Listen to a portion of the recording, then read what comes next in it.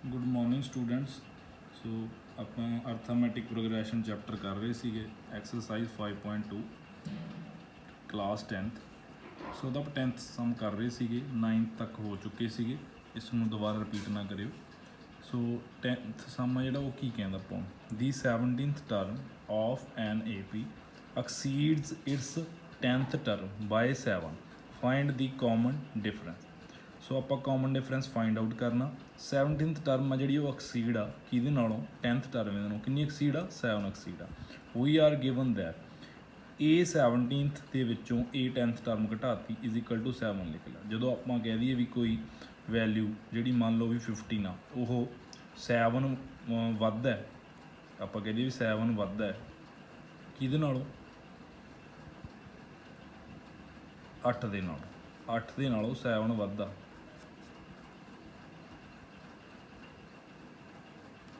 ਤਾਂ ਉਹਨੂੰ ਲਿਖਣ ਦਾ ਵੇ ਆ ਕੀ ਆ, ਕੀ ਲਿਖ ਦਾਂਗੇ 15 ਦੇ ਵਿੱਚੋਂ 8 ਮਾਈਨਸ ਕਰਕੇ 7 ਇਜ਼ ਇਕੁਅਲ ਟੂ 7। ਇਹ ਰਿਜ਼ਲਟ ਬਣਿਆ। ਸੋ ਕਹਿੰਦਾ ਜੇ ਤੁਹਾਨੂੰ ਕਹਦੇ ਕੋਈ ਇਹ 17th ਟਰਮ ਆ, ਇਹ 10th ਟਰਮ ਦੇ ਨਾਲੋਂ ਐਕਸੀਡ ਕਿੰਨੀ ਆ? 7 ਆ। ਉਹਨੂੰ ਲਿਖਣ ਦਾ ਵੇ ਕੋਈ ਵੀ ਜਿੱਦਾਂ ਮੈਂ ਹੁਣ ਸਮਝਾਇਆ ਇਸ ਤਰ੍ਹਾਂ ਲਿਖ ਸਕਦੇ ਹਾਂ। ਇਹ ਇੱਕ ਲਿਖਣ ਦਾ ਵੇ ਹੁੰਦਾ। ਤਾਂ ਇਹ 17th ਟਰਮ ਆ ਜਿਹੜੀ, ਇਹਨੂੰ ਆਪਾਂ ਕੀ ਲਿਖ ਸਕਦੇ ਹਾਂ by nth term formula a + 16d minus a 10th term ਨੂੰ ਬ੍ਰੇਕ ਕਰਾਂਗੇ a + 9d is equal to 7। So ਇੱਥੇ ਰਾਊਂਡ ਬ੍ਰੈਕਟ ਲਾ ਦੇਣੀ ਆ, a + 16d minus a round bracket open ਕਰਤੀ a - 9d is equal to 7। a ਨਾਲ ਇਹ cancel ਹੋ ਗਿਆ। 7d 16d ਦੇ ਵਿੱਚੋਂ -9d ਮਾਈਨਸ ਹੋ ਗਿਆ, 7d ਰਹਿ ਗਿਆ ਇਜ਼ ਇਕੁਅਲ ਟੂ ਦੇ ਵਿੱਚ ਆਪਣਾ 7 ਸੀਗਾ। 7 ਨਾਲ 7 ਕੈਂਸਲ ਹੋ ਗਿਆ, d ਦੀ ਵੈਲਿਊ ਕੀ ਆ ਗਈ? 1 ਆ। ਇਸ ਤੋਂ ਬਾਅਦ ਨੈਕਸਟ ਕੁਐਸਚਨ ਆਪਣਾ, ਵਿਚ ਟਰਮ ਆਫ ਦੀ ਏਪੀ। ਇੱਥੇ ਆਪਾਂ ਨੂੰ ਜਸਟ ਕਾਮਨ ਡਿਫਰੈਂਸ ਪੁੱਛਿਆ ਸੀਗਾ, ਉਹ ਆਪਾਂ ਕੀ ਕਰ ਲਿਆ? ਫਾਈਂਡ ਆਊਟ ਕਰ ਲਿਆ। ਇਸ ਤੋਂ ਬਾਅਦ ਵਿਚ term of the AP 3, 15, 27, 39 up to so n will ਵੀ 132 more than its 54th term. ਕਹਿੰਦਾ ਵੀ ਉਹ ਕਿਹੜੀ ਟਰਮ ਆ, ਵਿਚ ਟਰਮ ਆਫ ਦੀ ਏਪੀ। ਤੁਹਾਨੂੰ ਏਪੀ ਸੀਰੀਜ਼ ਦੇਤੀ, ਕਹਿੰਦਾ ਵੀ ਜਿਹੜੀ 132 ਮੋਰ ਦੈਨ ਕਿਹਦੇ ਨਾਲੋਂ? ਆਪਣੀ 44th ਟਰਮ ਦੇ ਨਾਲੋਂ ਜ਼ਿਆਦਾ ਗਈ। ਫਿਰ ਆਪਾਂ ਕੀ ਲੈ ਕੇ ਚੱਲਦੇ ਹਾਂ? ਏ ਦੀ ਵੈਲਿਊ ਜੋ ਆਪਾਂ ਨੂੰ ਏ ਬੀ ਸੀਰੀਜ਼ ਦਿੱਤੀ ਹੋਈ ਆ, ਫਸਟ ਟਰਮ ਆਪਣੀ ਏ ਦੀ ਵੈਲਿਊ 3 ਹੋ ਗਈ। ਕਾਮਨ ਡਿਫਰੈਂਸ ਫਾਈਂਡ ਆਊਟ ਕਰਿਆ, 15 ਦੇ ਵਿੱਚੋਂ 3 ਮਾਈਨਸ ਕੀਤੇ ਤਾਂ 12 ਆ ਗਿਆ। ਸੋ ਇਹ ਟਰਮ ਫਾਰਮੂਲਾ ਅਪਲਾਈ ਕਰਾਂਗੇ ਤਾਂ ਏ nth ਆਪਣੇ ਲਈ ਵੈਲਿਊ ਕੀ ਆ ਗਈ? 12n - 1, 12n - 9 ਆ ਗਈ। ਸੋ ਇਸ ਤੋਂ ਬਾਅਦ ਆਪਾਂ 54th ਟਰਮ ਵੀ ਫਾਈਂਡ ਆਊਟ ਕਰ ਲਓ, ਜੋ ਆਪਾਂ ਨੂੰ ਕਿਹਾ ਵੀ 54th ਟਰਮ ਦੇ ਨਾਲੋਂ 132 ਜਿਹੜੀ ਵੱਧ ਆ, ਜੋ ਆਪਾਂ ਨੇ ਟਰਮ ਫਾਈਂਡ ਆਊਟ ਕਰਨੀ ਆ। ਅਤੇ ਆਪਾਂ 54th ਟਰਮ ਫਾਈਂਡ ਆਊਟ ਕਿੱਦਾਂ ਕਰਾਂਗੇ? a ਪਲੱਸ ਉਹੀ nth ਟਰਮ ਫਾਰਮੂਲਾ ਅਪਲਾਈ ਕਰਾਂਗੇ, nth ਟਰਮ ਫਾਰਮੂਲਾ ਉਹ ਅਪਲਾਈ ਕਰਾਂਗੇ। ਉਹ ਆਪਣਾ ਕੀ ਹੁੰਦਾ? a 44 is equal to a plus n - 1 means 53d ਆ ਗਿਆ। ਸੋ a ਦੀ ਵੈਲਿਊ 3 ਆਪਣੀ ਗਿਵਨ ਏ ਪੀ ਦੇ ਵਿੱਚ, ਪਲੱਸ 53 ਮਲਟੀਪਲਾਈ d ਦੀ ਵੈਲਿਊ ਕਿੰਨੀ ਆਪਣੀ? Common difference 12 ਲਿਖਤਾ। ਹੁਣ ਆਪਸ ਮਲਟੀਪਲੀਕੇਸ਼ਨ ਕਰਨ 'ਤੇ ਆਪਣਾ ਇਹ 54th ਟਰਮ ਹੈ ਜਿਹੜੀ ਕਿੰਨੀ ਆ ਗਈ? 639 ਆ ਗਈ। ਇਸ ਤੋਂ ਬਾਅਦ ਅਕੋਰਡਿੰਗ ਟੂ ਕੁਐਸਚਨ ਆਪਾਂ ਨੂੰ ਕੀ ਕਿਹਾ ਵੀ ਉਹਨਾਂ ਨੇ nth ਟਰਮ ਅਜਿਹੀ ਫਾਈਂਡ ਆਊਟ ਕਰੋ ਜਿਹੜੀ ਕਿ 54th ਟਰਮ ਦੇ ਨਾਲੋਂ 132 ਕੀ ਹੈ ਜ਼ਿਆਦਾ ਗਈ। ਇਹ 54th ਟਰਮ ਆਪਾਂ ਫਾਈਂਡ ਆਊਟ ਕਰ ਰੱਖੀ ਆ, 132 ਐਜ਼ ਇਟ ਲਿਖ ਲਿਆ। nth ਟਰਮ ਵੀ ਫਾਈਂਡ ਆਊਟ ਕਰ ਰੱਖੀ ਆਪਾਂ 12n - 9, ਉਹ ਇੱਥੇ ਫਿਲਅਪ ਕਰਨ ਤੋਂ ਬਾਅਦ ਆਪਾਂ ਨੇ n ਦੀ ਵੈਲਿਊ ਫਾਈਂਡ ਆਊਟ ਕਰ ਲਈ ਕਿੰਨੀ? 65। So 60 hence 65 term is the required term.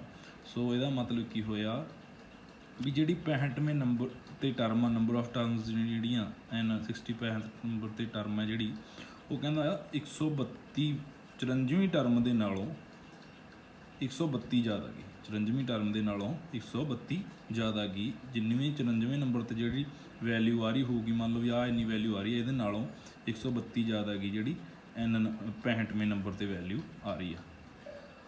ਸੋ ਇਸ ਤੋਂ ਬਾਅਦ ਨੈਕਸਟ ਕੁਐਸਚਨ ਆਪਣਾ ਕੀ ਸੀਗਾ?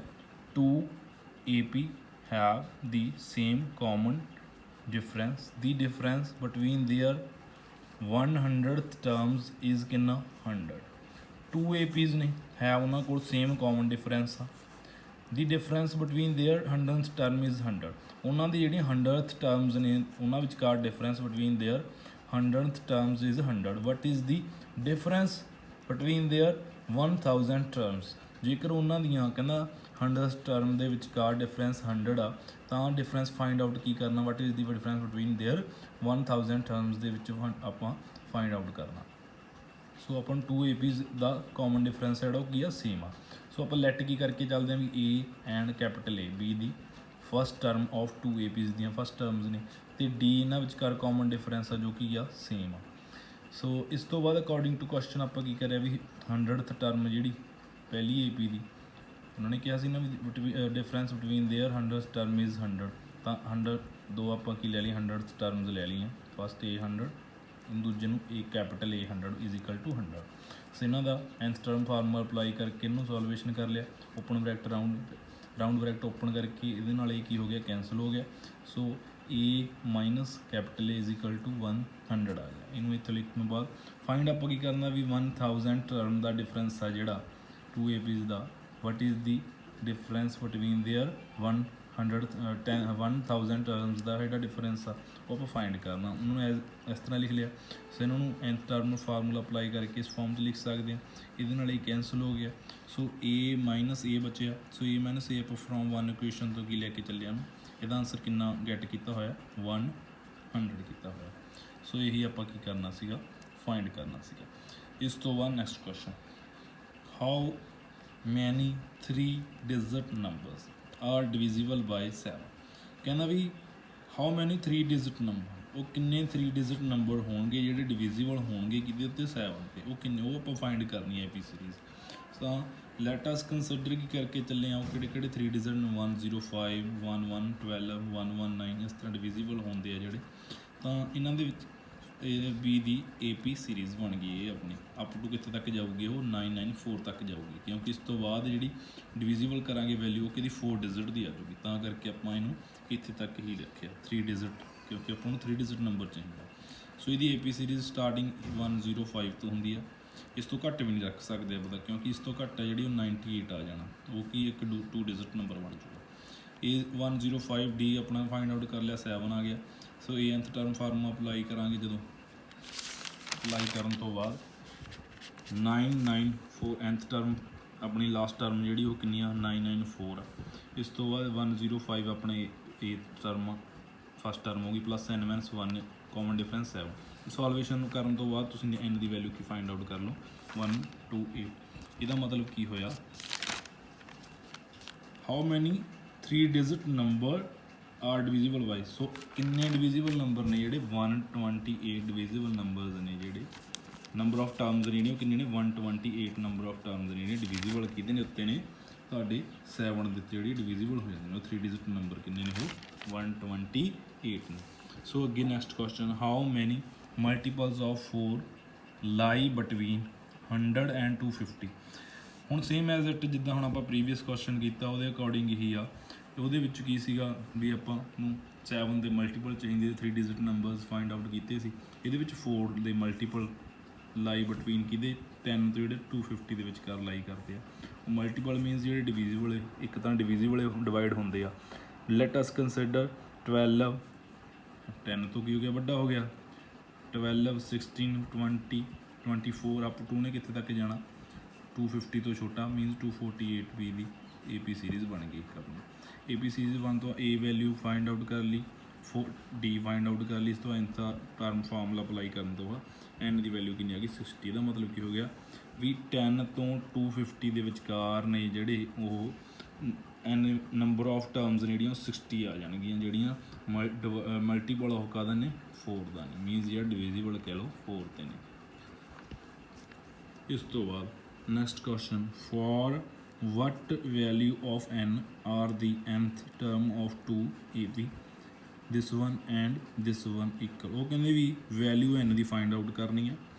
ਆਪਣੇ ਲਵੇ nth ਟਰਮਸ ਇਹ 2 APs ਦੀਆਂ nth ਟਰਮਸ ਨੇ ਜਿਹੜੀਆਂ ਉਹ ਕਿਨੇ, ਇਕਲ ਨੇ, ਕਿਨੇ ਉਹ ਇਕਲ ਨੇ। ਸੋ ਵੀ ਟੇਕ ਫਸਟ AP ਸੀਕੁਐਂਸ ਚੱਕ ਲਈ ਆਪਾਂ 63 65 67। ਉੱਥੋਂ ਫਿਰ ਉਹਦਾ 8th ਟਰਮ ਫਾਈਂਡ ਆਊਟ ਕਰ ਲਈ, D ਫਾਈਂਡ ਆਊਟ ਕਰ ਲਈ, nth ਟਰਮ ਫਾਰਮੂਲਾ ਲਗਾ ਕੇ ਉੱਥੋਂ ਉਹਦੀ nth ਟਰਮ ਫਾਈਂਡ ਆਊਟ ਕਰ ਲਈ, ਉਹਨੂੰ ਆਪਾਂ ਨੰਬਰਿੰਗ ਕੀ ਦੇ ਲਈ, ਫਸਟ ਦੇ ਲਿਆ। ਸਿਮਿਲਰਲੀ ਵੀ ਚੂਜ਼ ਕੀ ਸੈਕਿੰਡ AP ਚੂਜ਼ ਕਰ ਸਕਦੇ ਹਾਂ। ਉੱਥੋਂ A ਦੀ ਵੈਲਿਊ ਫਾਈਂਡ ਆਊਟ ਕਰ ਲਈ, D ਫਾਈਂਡ ਆਊਟ ਕਰਕੇ nth ਟਰਮ ਅਪਲਾਈ ਕਰਕੇ ਇਹਨੂੰ ਵੀ ਆਪਾਂ nth ਟਰਮ ਫਾਰਮ ਦਾ nth ਟਰਮ ਇਹਦੀ ਇਹ ਆ ਗਈ फस्ट ते सैकेंड ਨੂੰ फ्रॉम 1 ਤੇ 2 ਤੋਂ ਕੰਪੇਅਰ ਕਰਾਂਗੇ ਕੰਪੇਅਰ 1 ਐਂਡ 2 ਨੂੰ ਕੰਪੇਅਰ ਕਰਾਂਗੇ ਜਦੋਂ ਆਪਸ ਇੱਕ ਦੂਜੇ ਦੇ ਇੱਕ ਰੱਖ ਕੇ ਉੱਤੋਂ ਗੈਟ ਕਾਹਦੀ ਵੈਲਿਊ ਕਰ ਲਈ 13th ਕਰ ਲਈ ਆਪਾਂ ਨੇ ਵੈਲਿਊ ਕੀ ਫਾਈਂਡ ਕਰਨੀ ਸੀ value of n the find ਕਰਨੀ ਸੀ ਜਦੋਂ nth ਟਰਮਸ ਨੂੰ ਦੇ AP ਆਪਾਂ ਨੂੰ ਗਿਵਨ ਆ ਤੇ ਉਹਨੂੰ ਆਪਸ ਦੇ ਵਿੱਚੋਂ nth ਟਰਮਸ ਸੀ ਜਿਹੜੀਆਂ ਉਹ ਕੀ ਰੱਖ ਲਈਆਂ ਆਪਾਂ ਇੱਕ ਰੱਖ ਲਈਆਂ ਹੁਣ ਅੱਗੇ 16th question determine the AP whose third term is 16th ਜਿਹਦੀ third term ਕੀ ਆ 16th ਆ third term ਕੀ ਆ 16th ਆ and 17th term exceeds the 5th term by 12 third term 16th ਆ 7th ਆ ਜਿਹੜੀ ਉਹ ਐਕਸੀਡ ਕਰਦੀ ਆ 12 5th ਦੇ ਨਾਲੋਂ ਤਾਂ ਦੱਸਿਆ ਸੀ ਉੱਤੇ ਮੈਂ ਫਾਰਮੂਲਾ ਵੀ ਜਿੱਦਾਂ ਵੀ ਆਪਾਂ ਕਹਿਣਾ ਹੋਵੇ ਵੀ 15th ਟਰਮ ਹੈ ਜਿਹੜੀ ਉਹ 7 ਵੱਧਾ ਕਿਹਦੇ ਨਾਲ 8 ਨਾਲ ਉਹ ਲਿਖਣ ਦਾ ਤਰੀਕਾ ਵੀ 15 ਦੇ ਵਿੱਚੋਂ 8 ਘਟਾ ਕੇ ਲਿਖ ਦਿਓ = 7 ਮੀਨ 7 = 7 ਤਾਂ ਇਹਨਾਂ 'ਚ ਕੁਆਲਿਟੀ ਆਊਗੀ ਸੋ ਇੱਥੇ ਇਸ ਤਰ੍ਹਾਂ ਹੀ ਆਪਾਂ ਸੇਮ ਐਜ਼ ਇਟ ਲਿਖਿਆ ਸੋ ਇਹ ਜਿਹੜੀ ਥਰਡ ਟਰਮ ਸੀਗੀ 16 ਸੀ nth ਟਰਮ ਫਾਰਮ ਅਪਲਾਈ ਕਰਕੇ ਉਹਨੂੰ ਆਪਾਂ a+2d = 16 ਫਾਰਮ ਦੇ ਵਿੱਚ ਚੇਂਜ ਕਰਤਾ ਸੇਮ ਐਜ਼ ਇਟ ਹੁਣ ਆਪਾਂ ਉੱਪਰਲੀ ਜਿਹੜੀ ਆਪਣੀ ਸਟੇਟਮੈਂਟ a7 - a5 = 12 ਇਹਨੂੰ ਵੀ ਚੇਂਜ ਕਰ ਲਿਆ a+6d - a+4d = 12 ਇਹ ਆਪਣੀ ਫਸਟ ਇਕੁਏਸ਼ਨ ਲੈਟ ਕਰ ਲਓ ਇਹਨੂੰ ਇਸ ਤਰ੍ਹਾਂ ਇਹਨੂੰ a ਨਾਲ a ਕੀ ਹੋ ਗਿਆ ਕੈਂਸਲ ਹੋ ਗਿਆ ਸੋ 60 ਦੇ ਵਿੱਚੋਂ 5d ਘਟਾਈਏ ਤਾਂ ਇੱਥੋਂ d ਦੀ ਵੈਲਿਊ ਫਾਈਂਡ ਆਊਟ ਹੋ ਜੂਗੀ ਉਹ ਕੀ ਆ ਜੂਗੀ ਆਪਣੀ 6 ਆ ਜੂਗੀ ਸਬਸਟੀਟਿਊਟ ਦੀ ਵੈਲਿਊ ਜਿਹੜੀ d ਦੀ ਆਪਾਂ ਆਈ ਆ ਇਨ ਇਕੁਏਸ਼ਨ 1 ਦੇ ਵਿੱਚ ਭਰਾਂਗੇ ਉਹੀ ਕੱਟ ਕੀ ਕਰਾਂਗੇ ਉੱਥੋਂ a ਦੀ ਵੈਲਿਊ 4 ਆ ਜੂਗੀ ਫਿਰ we will find AP series ਆਪਾਂ ਫਾਈਂਡ ਕਰਨੀ ਆ ਆਪਾਂ ਨੂੰ ਕੀ ਦੱਸਿਆ ਸੀ ਉਹਨਾਂ ਨੇ determine the AP series find ਕਰਨੀ ਆ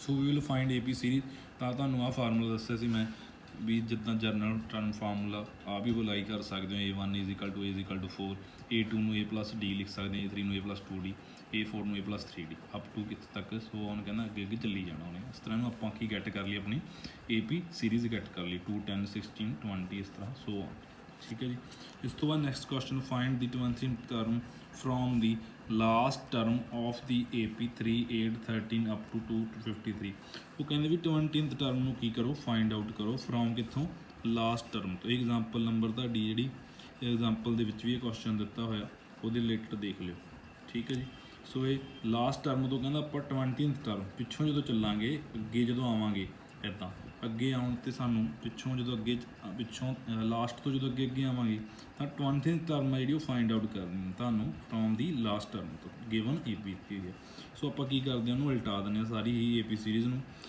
253 to 48 ਕਿਉਂਕਿ ਇਹਨਾਂ ਵਿਚਕਾਰ ਕਾਮਨ ਡਿਫਰੈਂਸ ਕਿੰਨੇ ਦਾ ਚੱਲ ਰਿਹਾ ਸੀ 5 ਦਾ ਤਾਂ ਕਰਕੇ ਇਹਨਾਂ ਦੇ ਵਿਚਕਾਰ ਗੈਪ ਹੈ ਜਿਹੜਾ 5 ਦਾ ਰੱਖ ਲਿਆ ਸੋ B the sequence of AP from last term A ਦੀ ਵੈਲਿਊ D ਦੀ value nth term formula apply ਕਰਕੇ ਉੱਥੋਂ ਤੁਸੀਂ ਨੇ ਆਪਾਂ ਫਾਈਂਡ ਆਊਟ ਕੀ ਕਰਨੀ ਹੈ 20th ਟਰਮ ਫਾਈਂਡ ਆਊਟ ਕਰਨੀ ਹੈ n ਦੀ ਵੈਲਿਊ 20th ਭਰਤੀ ਉਸ ਤੋਂ ਬਾਅਦ ਆਪਾਂ ਨੇ ਕੀ ਕਰ ਲਈ ਇਹ 20 ਦੀ ਵੈਲਿਊ 158 ਆ ਗਈ 20th term from the last term is ਕਿੰਨਾ 158 ਆ ਗਈ next question the some of the 4th and the 8th term of N AP is 24 and the some of the 16th and the 10th term is 44 16th ਤੇ 10th term ਦਾ 44 ਆ 6th and 10th term ਦਾ 44 ਆ ਜਿਹੜਾ ਸਮ ਠੀਕ ਹੈ ਜੀ ਤੇ ਜੇਕਰ ਸਮ ਕਰੀਏ ਗੱਲ 4th ਤੇ 8th ਟਰਮ ਦਾ ਉਹ ਕਿੰਨਾ ਦਿੱਤਾ ਹੋਇਆ ਆਪਾਂ ਨੂੰ 24 ਦਿੱਤਾ ਹੋਇਆ ਸੋ ਉਹਨਾਂ ਨੂੰ ਐਜ਼ ਇਟ ਲਿਖ ਸਕਦੇ ਆਪਾਂ ਸੋ ਇਸ ਤੋਂ ਬਾਅਦ ਉਹਨੂੰ ਚੇਂਜ ਕਿਹਦੇ ਵਿੱਚ ਕਰਤਾ nth ਟਰਮ ਫਾਰਮੂਲਾ ਅਪਲਾਈ ਕਰਕੇ ਉਹਨਾਂ 'ਤੇ